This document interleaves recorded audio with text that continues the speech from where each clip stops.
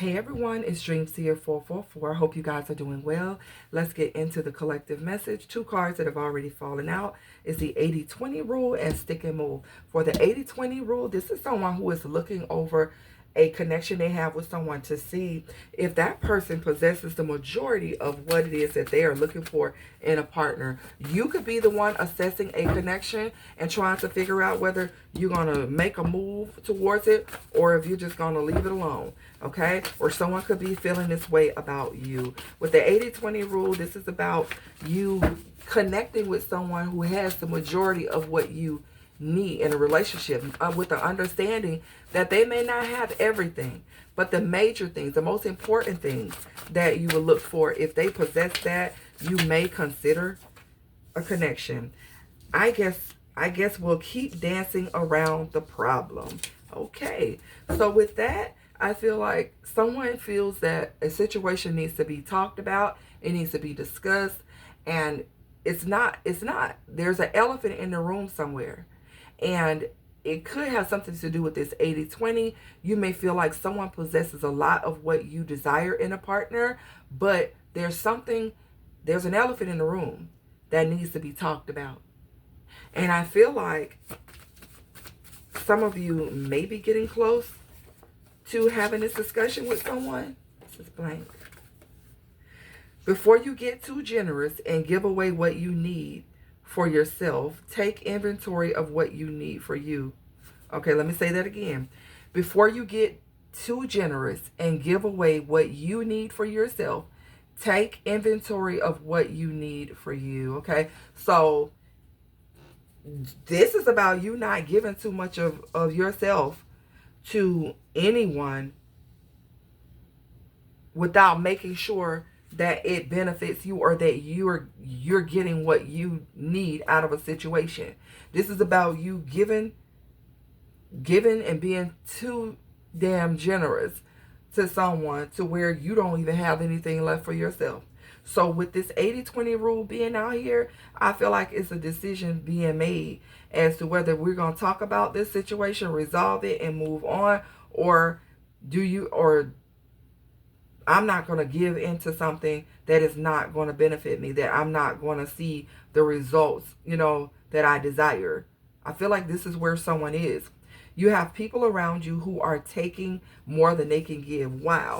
So for some of you, you may be the one giving 80% and someone is giving very little in return.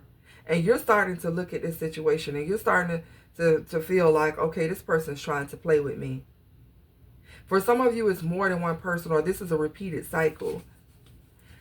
With stick and move, I feel like you could be dealing with people that want to come in and out of your life. They just want to stick and move. That's exactly what it means. They coming in, they want to have a good time, and then they want to move on. Or they just want to come in and out with no real commitment. Or they're just not giving you what you deserve. It says, weigh the pros and cons of this situation before you make a decision. Yes, someone is in a place of making a very sound decision. At the top is hit and quit. This could involve somebody who has been in one-night stands or relationships that are hot and cold. They're inconsistent. People coming in and out. You're realizing that you're not getting what you deserve. You're being way too nice to people, that it might be time for you to discuss whatever this elephant in the room is. And if they don't like it, what do you have to lose? Because it seems to me that you're giving way more. And it may not be financial. It could be way more of your time, way more commitment. You could be way more committed to a situation than somebody else is. Honest person. I feel like you are an honest person. You wear your heart on your sleeve. And I feel like you could have people around, or people that are constantly trying to come into your life that are not honest, that are only giving 20% and just benefiting off of what you're doing. What if I did the same to you? I feel like a lot of you are going to be asking someone questions. What if I did this to you? What if I was inconsistent? What if I was only giving you this much? How would you feel? Yeah. What do I tell the kids? So somebody is worrying about What do they tell the kids? Some of you, this is someone you have children with, and you're realizing that they are not putting in enough time, enough money. They're not as supportive. They could be in and out. This could be somebody who likes to pop in with stick and move and hit and quit. They like to pop in as though they're doing something, and they're never really around. And so you're giving and you're doing the most, and you could possibly even be covering for this person, making excuses for this person. I feel like you don't want to do that anymore. I feel like, bottom of the deck, cloudy judgment. I feel like you're ready to lay it all out on the line and let the chips fall where they may. Let me get some more energy here. So it's time to confront a situation head on. Shocking. Yeah, somebody's going to be shocked by what you have to say, because they're not going to expect for you to be as bold and honest and upfront with them. But I feel like whoever this person is, it's long overdue. The influence is coming out in the reverse. Influences is attachments, third parties, and peers. With it coming out in the reverse, this could be that there are no third party situations, or this is you detaching in reverse. This could be someone detaching from someone. Someone is no longer influencing their life.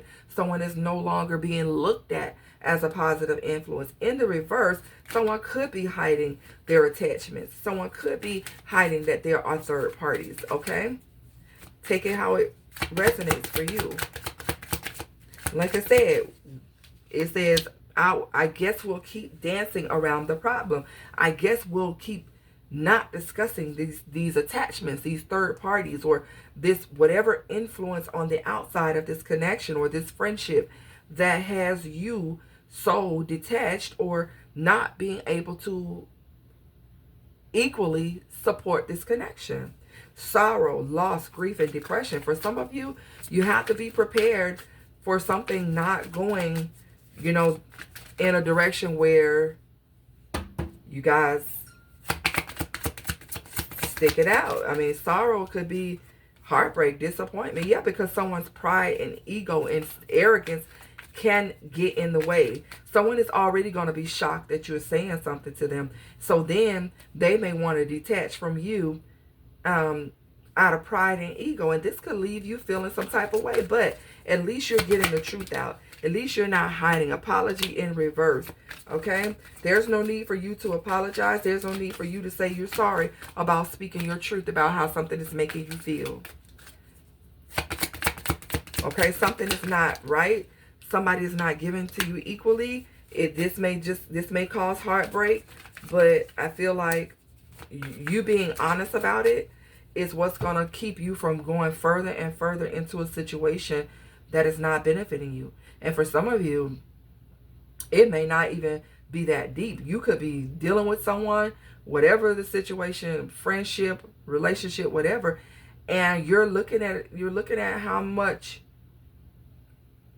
I want to say potential someone have, but there's something missing with someone. Something is missing with their credibility. Something is missing with their ability to provide, or their ability to really show up in a relationship the right way. And you may have, you may have introduced this person to your kids or your family, and maybe this person could try to use that to say, well, what about the kids? Well, I've already met your family. You just might have to be honest and say, hey, what if I came to you like this? This is about you weighing the pros and cons of a situation and making a sound decision for yourself. Okay? So if this resonates, leave it in the comments, guys, and I will see you on the next one.